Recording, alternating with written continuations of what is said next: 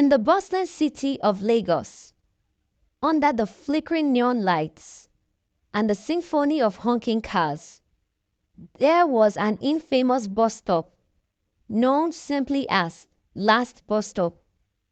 It was a place where many stories converged, and on this fateful night, it will become the backdrop for a tale that will be whispered about for years to come.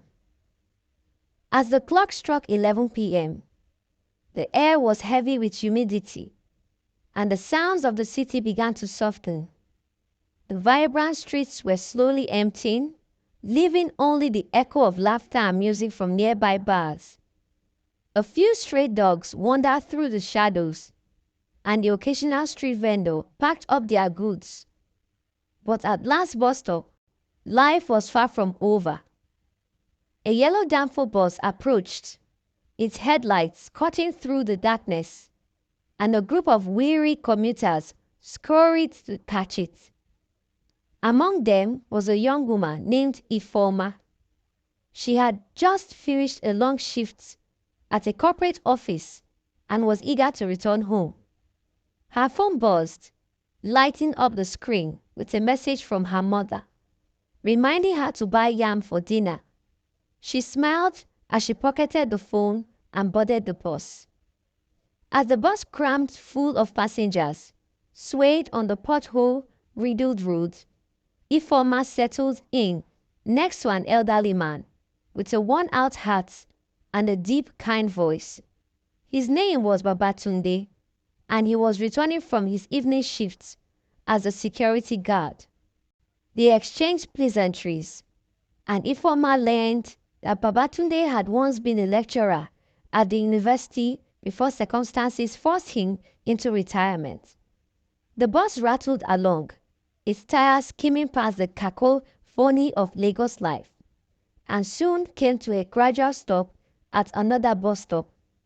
A disheveled young man in tattered clothes hurriedly boarded, his eyes frantic and wild. It was obvious he was in distress. "Please," he gasped, looking around. "I need to get to Ajao Estate quickly. They are coming for me." The other passengers murmured, glancing at each other with a mix of concern and curiosity. Babatunde leaned closer to Ifeoma, whispering, "It looks like he is in trouble." Ifeoma nodded, her heart racing at the thought of what danger the young man might be facing. The driver, irritated by the disruption, pressed the accelerator, but the young man rushed to the front, pleading, "I'll pay you anything. Just take me there." Before anyone could react, the bus was suddenly illuminated by a pair of bright headlights.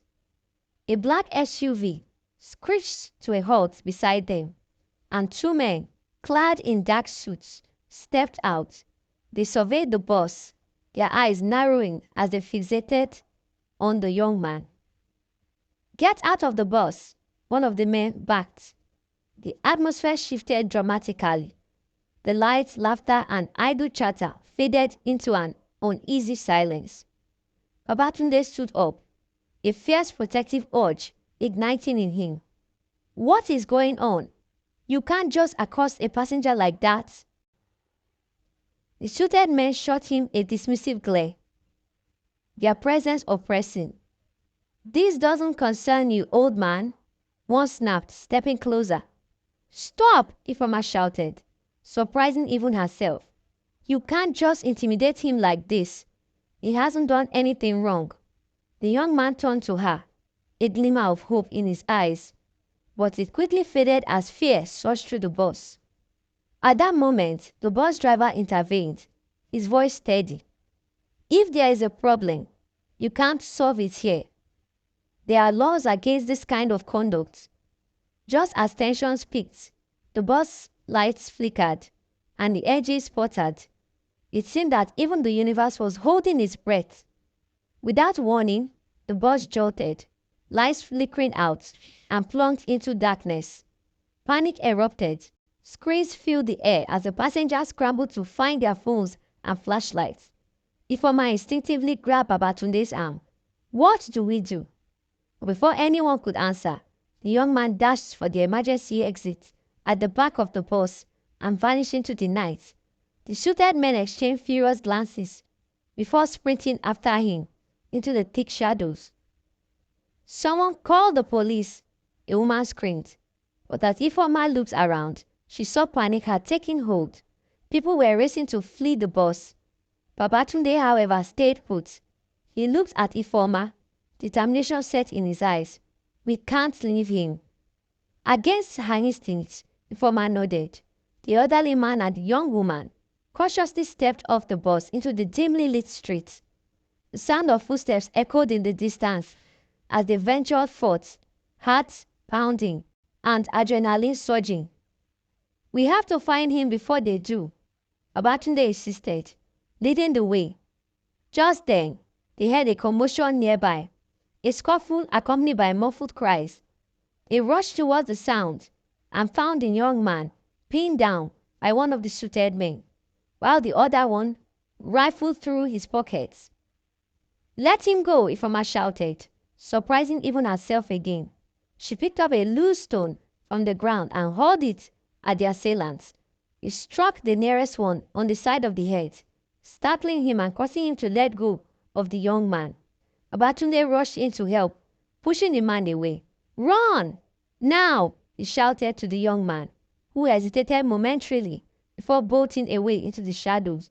But the fight was not over. The remaining suited thug turned towards them, teeming with rage. Before he could lunge at Babatunde, Ifeoma grabbed the nearby metal rod lying on the ground and brandished it defiantly. "Stay back!" she yelled, her voice unwavering in the face of danger. The man hesitated, evaluating the two courageous defenders before deciding to retreat, radioing for backup as he fled. With the thrill of victory fresh in their hearts, Babatunde and Ifeoma shared a fleeting smile. Camaraderie forged in an inexplicable moment of chaos. But the sense of relief was short-lived. They knew they had to move quickly. They hurried down an alley, determined to find the young man and ensure his safety. Eventually, they found him hiding behind a dumpster, breathing heavily and visibly shaking. "Thank you," he gasped, looking at them with tears of gratitude. "My name is Chijioke. They've been after me for weeks. I thought I was done for." "It's not over yet," Babatunde said. "We need to get you somewhere safe." Together, they devised a plan to get Chijioke to a nearby police station. As they navigated the labyrinth of the alleyways, they shared stories of their lives.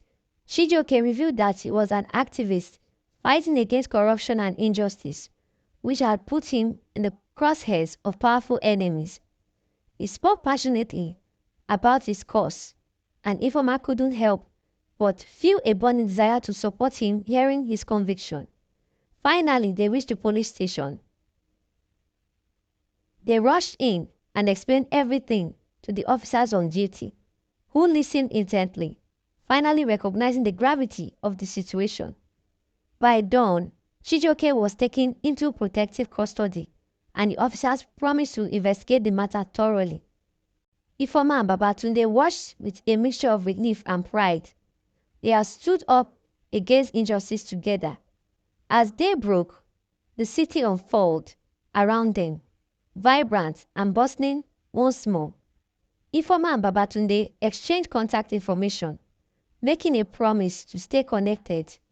They had transformed from strangers into allies in a fight bigger than themselves, united by a night filled with unforgettable terror and triumph. The story of that night at the last bus stop will become a local legend of bravery, resilience, and the bond formed when ordinary people stood up for what was right.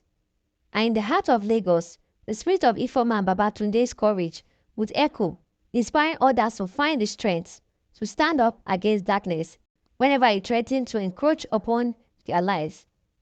The duo were awarded a handsome reward and award for their bravery by the Inspector General, and hoped many more like them would emerge from the society. People who heard the story also prayed for them, and many other doors of opportunities were opened unto them. To be continued. Dear viewers, what lessons did you learn from this tale? We would love to hear it in the comment section. Don't forget to turn on notifications so you don't miss on our updates. Thanks for watching.